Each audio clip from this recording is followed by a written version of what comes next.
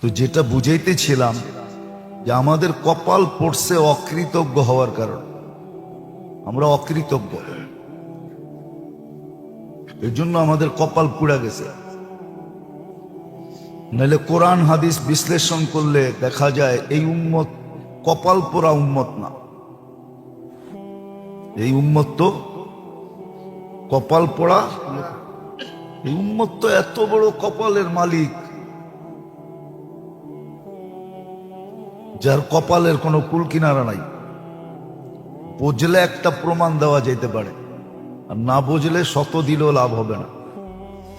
যদি আমাদের কপাল বড়ই না হইতো তাহলে ঈসা আলাইহিস সালাম চোখের পানি ঝরায়া কেন এই উম্মত হইতেন? উনি তো 5 জন রসুলের ভিতরে একজন,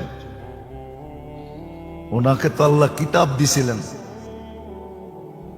5 জন রসুলের ভিতরে উনি একজন। উনার উপাধি হলো রূহুল্লাহ। এত কিছু পাওয়ার পরেও উনি উম্মতে মুহাম্মদী হওয়ার জন্য চোখের পানি কেন জড়াইলেন? আর আল্লাহর কাছে কেন কবুল করাইলেন? বোঝা গেল এই উম্মতের একটা বিশেষত্ব আছে, যেটা কিতাব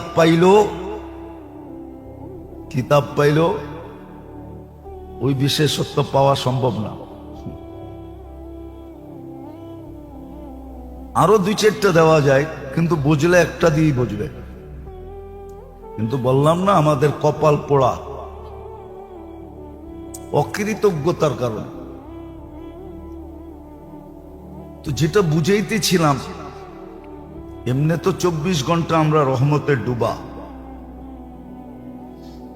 নাইলে আমাদের বাঁচার কথা না, টিকা থাকার কথা না, দুনিয়ার আধিপত্য বিস্তার করার কথা না, রাজত্ব পরিচালনা করার কথা না। মাঝে মাঝে আল্লাহ দেখায়, কিন্তু মাঝে মাঝে আল্লাহ দেখামো প্রমাণ। মাঝে মাঝে দেখেন না বঙ্গোপসাগরে নিম্নচাপ শুরু হয়, হয় না? আপনাদের ফ্ল্যাগ নাম্বার উঠতে উঠতে কোন জায়গায় ওঠে? 10। ওটার নাম কি দেয়? মহা বিপদ সংকেত, ঠিক না? খালি মহা বললেই না, একটু টাইনা বলতে হবে। মহা বিপদ সংকেত, ঠিক না? আল্লাহ কয় মাত্র 10 উঠাইলাম, 20 যদি উঠে দিই। সমুদ্র তো মাত্র 10 উঠাইলো, যদি 20 উঠায় দেয় কি? এটা প্রমাণ দেয় আল্লাহ, আল্লাহ প্রমাণ দেয় তুমি আমার রহমতে টিকা আসো, নাইলে দেখো এ তোমাদেরকে টিকা থাকতে দিতে চায় না। মাত্র 10 উঠায়া দিছে। কত? এরকম পায়ের নিচে তাকান, কি আছে পায়ের নিচে? আল্লাহ বলে তোমরা 7.8 দেখছো, যদি 10.8 উঠায় দিই তো জমিনের দিকে তাকাইলেও বোঝা যায় আমাদেরকে টিকা থাকতে দিতে চায় না। আবার মাঝে মাঝে দেখা যায় হঠাৎ ঘূর্ণিঝড় আসে, টর্নেডো বলে যেটাকে। হয় না? আল্লাহ বলে মাঝে মাঝে দেখাই আমি, বাতাস দেখায়, আমার মাথা খারাপ হইলে সাইজ করে দেব। কখনো ছোট ছোট একটা এলাকা নিয়ে দেখায়, ঠিক না? হয়েছে বাংলাদেশে এই পর্যন্ত কোন জায়গায় হয়েছে না? হয় নাই? ত্রাণ নিয়ে গেছেন না? যান নাই? মনে আছে না ভুলে গেছেন? একবার হয়েছিল কসবাতে, মনে আছে? ব্রাহ্মণবাড়িয়া, 2-4-10 বছর আগে হবে। দিনের বেলা হঠাৎ হয়েছিল, গ্রামকে গ্রাম উজাড় করে ফেলছে, মাটির নিচে গাড়া কল পর্যন্ত উঠে লয়ে গেছে। তো আল্লাহ মাঝে মাঝে দেখায় বাতাসের মাথা খারাপ হলে কিন্তু সাইজ করে দিবে। তো বোঝা গেল এই সমস্ত যেটাকে আমরা প্রাকৃতি বলি, ন্যাচারাল, প্রকৃতি কিন্তু আমাদেরকে মাঝে মাঝে কি করে, মাঝে মাঝে আমাদের বিরুদ্ধে চলে যায়। যদিও মানুষ বিভিন্ন নাম দেয়, আল্লাহ বলে তোমরা বাইচা আসো শুধু আমার রহমতের কারণে। আর কত যুক্তি দিমু, আর কিভাবে দিলে বুঝবেন? তো বলে একটা ব্যাপক রহমত আর একটা হলো খাস খাস রহমত, বিশেষ বিশেষ মুহূর্তে আসে। ওটা আমাদের জন্যই আসে, আমরা যেন ওই রহমতের মুহূর্তগুলা তালাশ করি, চিহ্নিত করি। একটা হলো তালাশ করা, আবার ওই জায়গাগুলা চিহ্ন দেওয়া, চিহ্নিত করা, তারপরে ওগুলাকে সঠিকভাবে কাজে লাগানো, নিজের জন্য, নিজের স্বার্থে কাজে লাগানো। নাইলে একদিন কিন্তু এইগুলাই আমার বিরুদ্ধে যাবে। আপনি একটা যুক্তি দেন, আমাকে যুক্তি দিয়ে বুঝান। আল্লাহ যদি আমাদেরকে ধরে যে দুনিয়ার নিয়ম তো ছিল আসামিকে খুঁজা খুঁজা খুঁজা খুঁজা খুঁজা বাহির করা, আইনের আওতায় আনা, কাঠগড়ায় দাঁড় করানো, শাস্তি নির্ধারণ করা, আবার শাস্তিকে তার উপরে প্রয়োগ করা, ঠিক না? সত্য তো? হ্যাঁ, আল্লাহ বলে এটা তো দুনিয়ার নিয়ম ছিল, আর আমার নিয়ম তো উল্টা ছিল। আমি তো ডেলি রাত্রে আসামিকে ডাইকা ডাইকা মাফ করতাম। বল তুই রাত্রে কোথায় ছিলি? তুই যে এখন আসামি হিসাবে কবরে আসলি, কিয়ামতের মাঠে আসলি, মিজানের পাল্লায় যে তুই আসামি সাব্যস্ত হলি, আমি তো ডেলি রাত্রে তোকে ডাইকা ডাকতাম মাফ করার জন্য। তুই কোথায় ছিলি? তুই সারা দিলেই তো হইতো, হাত উঠাইলেই তো হইতো। আমি তো গ্যারান্টি দিছিলাম, হাল মিন মুস্তাগফির ফাআগফিরা লাহ ওয়াস্তাগফিরহু ইন্নাহু কানা তাওয়াবা।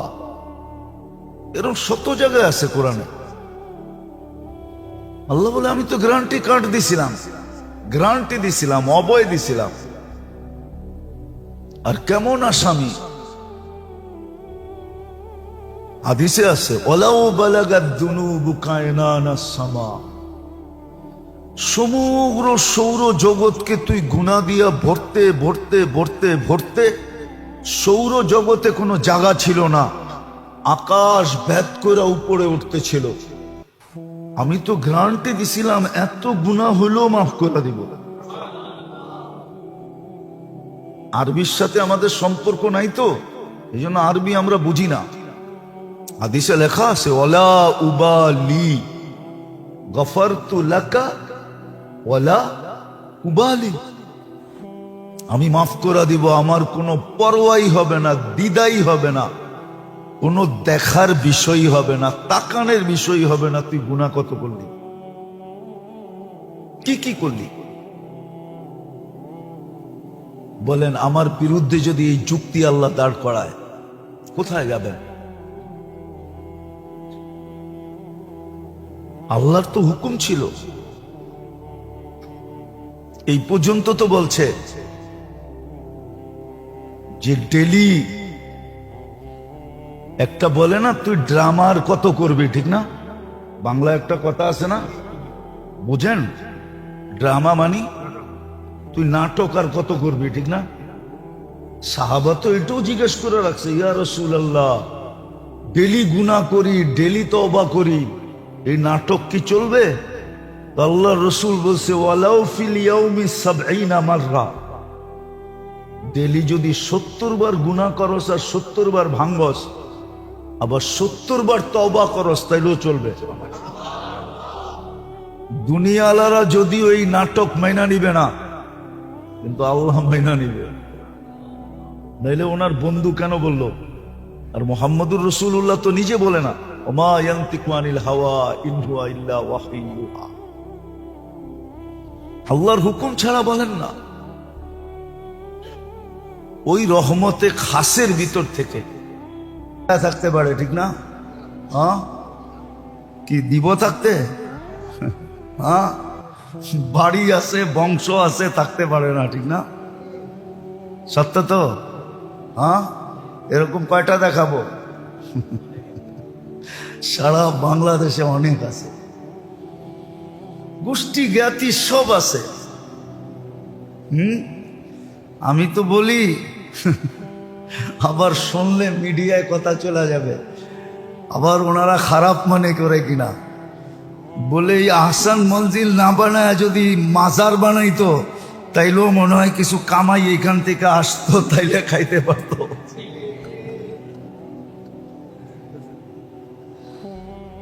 আল্লাহ তো দেখায় এটা।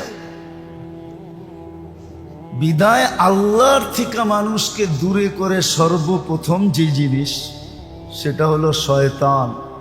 তার কাজই মানুষকে না, বিশেষ করে মুসলমানকে, উম্মতে মুহাম্মদীকে আল্লাহর থেকে দূরে করা, এটাই তার মিশন। এই জন্যই সে বলছে লাক উদান্না আলা সিরাতিকাল মুস্তাকিম,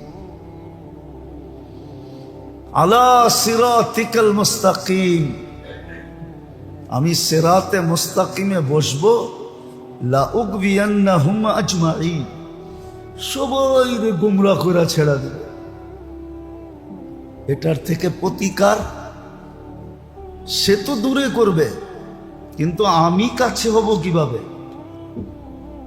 এটার জন্য শিখাইছিলেন যে 24 ঘন্টা যদি নাও পারো,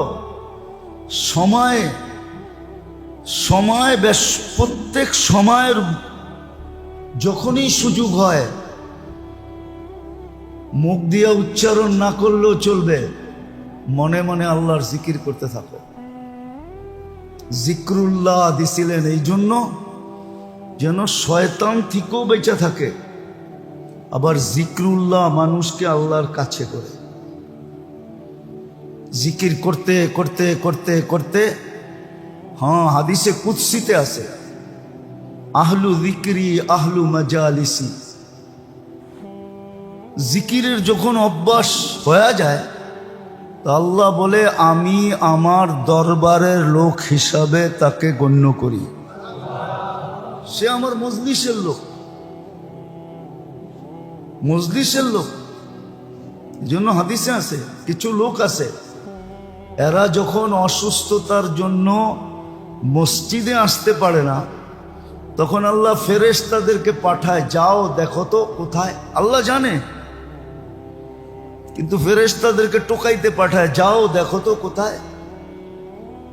তো ফেরেশতারা খুঁজতে খুঁজতে বাড়ি করে আল্লাহ বিছনায়। তা আল্লাহ বলে ইবাদত করো, সেবা করো, সেবা। ফেরেশতা দিয়ে সেবা করায়। তো আমাদেরকে সর্বপ্রথম যে জিনিস আল্লাহর থেকে দূরে সরায়, সেটা হলো শয়তান। এই জন্যই ঘোষণা দিচ্ছেন, তোমাদের সবচেয়ে বড় শত্রু শয়তান, আদুগুম মুবিন। তোমাদেরকে আমার থেকে দূরে সরাবে, আর দূরে সরাইতে পারলেই সে হাততালি দিবে। কেননা দূরে সরলেই আমি তোমাদের উপরে রাগ হব। কেননা হাদিসে আছে, ইদা উসিতু গাদিবতু, তোমরা যখন নাফরমানি করো তো আমার রাগ বাড়তে থাকে। ওয়াইদা গাদিবতু লাআনতু, আর আমি যখন রাগান্বিত হয়ে যাই তোমাদের উপরে লানত বর্ষণ করি। ওয়াল্লানাতু তাবলুগু সাবআম মিনাল ওয়ালাদ। গ্রামের একটা প্রবাদ বাক্য আছে, কয় আমি কলা গাছ লাগায় যাব, তোরা ফল খাবি। আমি গাছ লাগায় যাব, তোরা ফল খাবি। কখনো জেনারেশনের উপরে বিপর্যয় ভাঙ্গা পড়ে এই জন্য যে পূর্বপুরুষের দোষের কারণে, ভুলের কারণে, গুনার কারণে। আর এটাই হাদিস বলতে চাইতেছে যে আমি যদি লানত বর্ষণ করি, তাহলে তোমার লানত দেখবা সপ্তম পুরুষ পর্যন্ত পৌঁছবে, সপ্তম পুরুষ পর্যন্ত। এই জন্য আমাদের সজাগ হওয়া উচিত। আবারও বলতেছি, আল্লাহ ছাড়া চলবে না। হ্যাঁ, এই ছোট জীবনটা চলে যেতে পারে, কোনো মতে কেটে যেতে পারে, এটারও কারণ বলছি, কেননা এটা লিপিবদ্ধ, কপালের লেখন না যায় খণ্ডন, হিসাবে এটা চলে যাবে, কিন্তু ওটা চলবে না। এটাও বলছিলাম, মুসলমানেরটা এইখানের কোনো বস্তুর সাথে সংযুক্ত না, যে মুসলমান বস্তু পাইলেই সুখ পাবে না। মুসলমান যে নিজেকে মুসলমান ভাবে, ও বস্তু দিয়ে কখনো সুখী হবে না, বস্তু ওকে সুখ দিবে না, এটাও প্রমাণিত। এই জন্য আল্লাহ পাইতে হবে, আর আল্লাহর থেকে দূরে যে সরায় তার থেকে বাঁচতে হবে। আল্লাহর থেকে দূরে সরায় সর্বপ্রথম শয়তান, আল্লাহর থেকে দূরে সরায় দেয়, ওর কাজেই আল্লাহর থেকে দূরে সরানো। এটার থেকে বাঁচার উপায় কি? তো আল্লাহ এটার বিপরীতে দিছেন, জিক্রুল্লাহ। যত বেশি আল্লাহর জিকির করবে, এটাই দেখাইতেছিলাম যে আপনি একবারেও করতে পারেন, কমসে কম সকালে পড়লো 7 বার, 10 বার সূরায়ে কি, শয়তান ওই দিন আর তার দ্বারা কোনো কঠিন কবিরা গুনাহ করাইতে পারবে না, যতই জোর লাগা। দ্বিতীয়, জান্নাতে একটা ঘরও মিলবে। আবার আল্লাহ রসুল পদ্ধতি শিখাইয়া দিয়েছেন যে বেশি করতে পারো না, বেশি করতে পারো না, তাহলে প্রত্যেক নামাজের পরে 10 বার সুবহানাল্লাহ, 10 বার আলহামদুলিল্লাহ, 10 বার আল্লাহু আকবার পড়ো, তাইলে হবে 30 বার, 5 30-এ 150 বার, নেকি লেখা হবে 1500 বার। ঘুমানোর সময় করো 100 বার, 33 33 34, এইখানে পাবে 1000, তো টোটাল হলো 2500। তুমি সারা দিনে 2500 গুনাহ করতে পারবে না। আল্লাহ রসুল জিজ্ঞাসা করছে, তোমাদের ভিতরে কে আছে ডেলি 2500 গুনাহ করে? তো বলছে, ইয়া রাসূলুল্লাহ, 2500 গুনাহ করার জন্য তো 2500 গুনার নামও লাগবে, আমরা তো 10টা নামই জানি না, 2500 করতে করব। তো আল্লাহ রসুল বলছে, তোমার গুনার চেয়ে নেকি বেশি থাকবে। তো পদ্ধতি শিখাইছেন, কিন্তু উত্তম হইল সময় থাকলেই মনে মনে আল্লাহর জিকির করা, চলতে ফিরতে উঠতে বসতে। একটা কথা মনে রাখেন, কিন্তু আদতেই ইবাদত হয়। কি আদতেই? আদত বোঝেন? বুঝেন কি? ভালো মতো বলেন না, সবাই বুঝুক। আদত তো হলো উর্দু শব্দ, আদতেই ইবাদত হয়। অভ্যাস যখন হয়, তো অভ্যাসটাই ইবাদতে রূপান্তরিত হয়। এই জন্য শয়তান মানুষকে আল্লাহর থেকে দূরে করে। সবগুলা খোলার সময় তো হবে না, একটা দুটেই বলতেছি আজকে। শয়তান মানুষকে আল্লাহর থেকে দূরে করে। শয়তান থেকে বাঁচার সবচেয়ে বড় পদ্ধতি হলো জিক্রুল্লাহ, আল্লাহর জিকির করা, আল্লাহর জিকির করা, অভ্যাস করা। আবার এটাও শিখিয়ে দিয়েছেন আফজালুজ জিকির কোনটা, বলছে লা ইলাহা ইল্লাল্লাহ, সুবহানাল্লাহ, আলহামদুলিল্লাহ। যেই কোনো জিকিরই করেন, নাইলে আল্লাহ আল্লাহই করেন। বিদায় মেরে দোস্ত, আল্লাহ আল্লাহ করার দ্বারা আল্লাহ সঙ্গে হবে, কাছে হবে, আল্লাহর নৈকট্য অর্জিত হবে, আল্লাহর বন্ধুত্ব মিলবে, আল্লাহ বন্ধু হয়ে যাবে। আপনি আল্লাহর মজলিসের লোক হবেন। আহলু যিকরি আহলু মাজালিস, যারা সদা সর্বদা আল্লাহর জিকির করে তারা আল্লাহর মজলিসের লোক, তারা আল্লাহর মজলিসের আহলু যিকরি আহলু মাজালিস, আল্লাহর মজলিসের লোক হিসেবে গণ্য হয়, আল্লাহর কাছের লোক হিসাবে গণ্য হয়, আল্লাহর প্রিয় পাত্র হিসাবে গণ্য হয়। তখন শয়তান থেকে সমুদ্রের ফেনা সমান, বালির কণা সমান হয়, তারপরে মাফ হয়ে যাবে।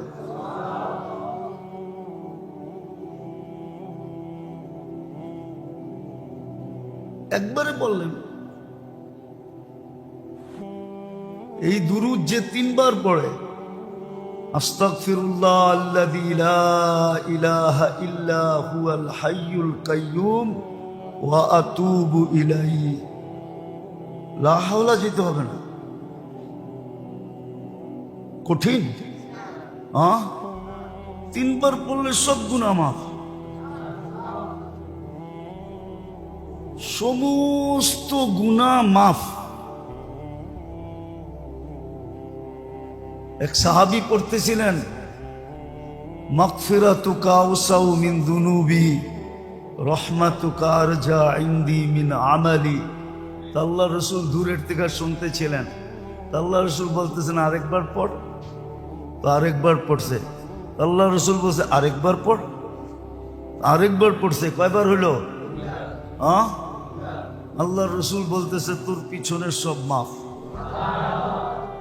কঠিন? হায় হায়, সত্য তো এটাই ছিল। সত্য তো এটাই ছিল, সত্য তো এটাই ছিল যে মুসলমান এগুলাই করবে, আর মুসলমানের সুখ শান্তি দেখা মানুষ অন্যেরা ঈর্ষা করবে, আর টাকা দিয়া হইল এই শান্তি কিনা নিতে চাবে, এই শান্তির সমাজে থাকতে চাবে। এটাই ছিল নিয়ম। কিন্তু আফসোস, বুঝেই তো পারি না, বুঝতেও পারি না, না আমি বুঝতে পারছি না আপনাদেরকে বুঝাইতে পারছি। এই জন্য মেরে দোস্ত, আল্লাহ ছাড়া আমাদের জীবন চলবে না। কেননা আপনাকে সদিচ্ছায় মুসলমানের ঘরে পাঠাইছে, সদিচ্ছায় উম্মতে মুহাম্মদী বানাইছে। বিদায় আপনার বিধান অন্যের বিধান এক হতে পারে না। বিদায় আপনার জন্য সবচেয়ে বড় আল্লাহ সঙ্গে থাকলেই চলবে।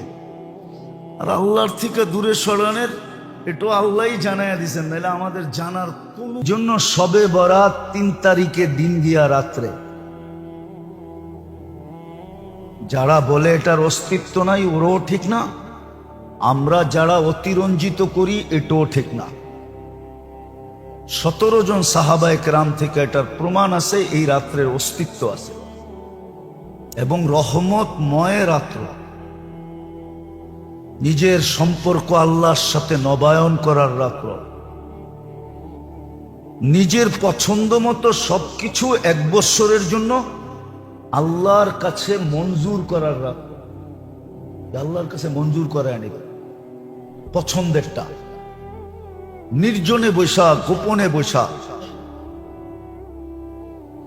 এই রাত্রে কোনো ধরাবান্ধা জিনিস নাই। আগের থেকে যেটা শুনে আসতেছি যে এত রাকাত নামাজ আছে, এই সূরা আছে, এমনে এমনে পড়তে হয়। আবার জামাতের সাথে সালাতুত তাসবিহ নফল জামাতের সাথে নাই। পুরুষরা তো পড়ে পড়ে, মহিলারাও পড়ে আবার। না, এগুলা কিচ্ছু নাই। যেটা আছে ওইটাই আপনাকে বলতেছি। ব্যক্তিগতভাবে সারা রাত্র ইস্তেগফারে কাটায় দেন, চোখের পানি দিয়া কাটায় দেন, মাপ চাওয়া দ্বারা কাটায় দেন, রহমত চাওয়া দ্বারা কাটায় দেন। এতটুক চান যে আপনার মন এক সময় ভিতর থেকে বলবে, ভিতর থেকে মনই বলবে, আল্লাহ মনকে বলাবে যে যথেষ্ট হয়ে গেছে। এই রাত্র রহমত নেওয়ার রাত্র। এটা রহমতে খাস, যেটা বলতেছিলাম এই 24 ঘন্টা তো আল্লাহ আমাদেরকে রহমতের ভিতরে ডুবায় রাখেন, এতে কোনো সন্দেহ নাই, যার কারণেই আমরা বেঁচে আছি। কিন্তু কিছু সময় আছে, কিছু দিন আছে, কিছু পর্ব আছে, কিছু মাস আছে যেটার ভিতরে আল্লাহর খাস রহমত নাজিল হয়। এটাকে টোকানো উচিত, জানা উচিত, চিহ্নিত করা উচিত, কাজে লাগানো উচিত। ছেলে পেলে কেউ বুঝান, এই রাতে পটাকা ফোটানোর রাত্র না, বাচ্চাদেরকেও ঘরে কাজে লাগান। হ্যাঁ, একটা বাংলায় প্রবাদ বাক্য আছে, যদি ওটা গ্রাম্য প্রবাদ বাক্য, বুঝবেন কিনা জানি না, বলমু? বলে আগের হাল যেদিকে যায় পিছের হালও ওদিকে যায়। আগের হাল বোঝেন? হ্যাঁ, জমি চাষ করতে এক চোটে 5টা 6টা হাল নামে, ঠিক না? এখন তো ট্রাক্টর চলে আসছে, আগে তো ট্রাক্টর ছিল না। ছিল তখন একাধিক হাল দিয়ে অল্প সময় জমির চাষের ব্যবস্থা করত। ওইখান থেকে প্রবাদ বাক্য আসছে, আগেরটা যেদিকে যায় পিছেরটা ওদিকে যায়। আমরা বয়স্করা যেদিকে যাব বাচ্চারা ওদিকে যাবে। আমাদের বয়স্করাই তো ঠিক না, ওরাই তো মাজারে মাজারে ঘুরতে চায়, ওরাই তো এই মসজিদ থেকে ওই মসজিদে যেতে চায়, ওরাই তো বাড়িতে একটু ভালো মন্দ পাকাইলা না। অথচ ভালো মন্দ যেদিন পাকানের দরকার ছিল ওই দিন পাকায় নাই। ভালো মন্দ পাকানের দরকার ছিল 10ই মুহররম, ওই দিন হুকুম ছিল ভালো মন্দ পাকা, সারা বৎসরের বরকত দিমু। ওই দিন খালি সাবিল লইয়া দৌড়াইছে, কি করছে? তাজিয়া লইয়া দৌড়াইছে। ওই দিন আর ভালো মন্দ পাকায় নাই। তো যেই দিন ভালো মন্দ পাকানের ওই দিন পাকায় না, যেই দিন ভালো মন্দের পাকানের না, শয়তান আইনা এখানে অ্যাড করে দিছে। পাকাইতে পাকাইতে রাত শেষ, সকালের আজান দিয়া দেয় না, মা বোনদের কোনো আল্লাহর কাছে নামাজ, না দোয়া, না ইস্তেগফার, না তসবিহ, না তাহলিল, না কান্না, না কাটি, কিছুই ওদের কপালে জোটে না। আর পুরুষগুলা ভালো ভালো খায় আর এদিক থেকে এদিক করতে থাকে। আর না হইলে দেখা যাবে কোনায় কোনায় বয়া বয়া গল্প করতে থাকে, গলির কোনায় কোনায়। আর যুবকগুলা ব্যান ভাড়া করে এদিক ওদিক করতে থাকে। এই এক চিত্র ঢাকা শহরের। আল্লাহ কবে এটার থেকে বাহির করবে আল্লাহ জানে। তো যেটা বলতেছিলাম, খাস রহমতের রাত্র কিন্তু